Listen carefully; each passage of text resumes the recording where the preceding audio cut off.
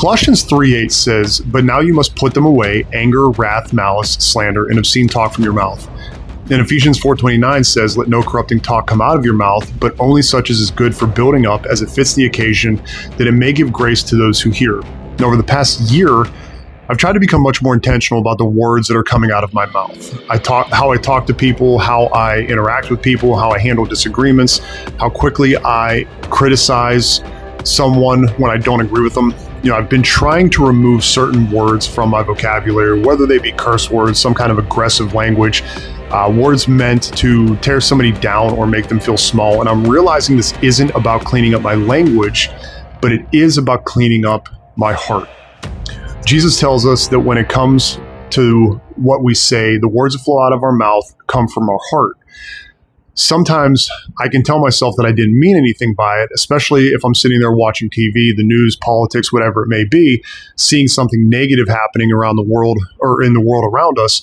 It becomes easy to criticize them more so than when maybe they were standing right in front of them and you'd actually be able to have a back and forth conversation.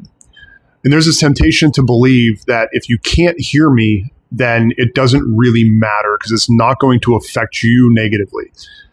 As if words spoken about someone who isn't actually there carry less weight, as if I can say them, brush them aside, and move on because that person will never actually know. But God heard them. And more importantly, those words come from my heart. So whether a person hears me or not doesn't really change what my words reveal about what's happening inside me.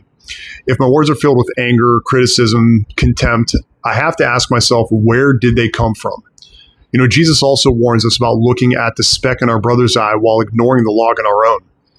And I've been guilty of that. I know we all have. It's easy to point out where somebody else is wrong. It's harder to look inward and ask God what needs to change in me moving forward. And I'm still working on this every day. I still catch myself saying things I shouldn't. I still have moments where my words don't reflect Christ and who I am. But when I look at the man I was a year ago and compare him to who I am today, God has made a significant change in me.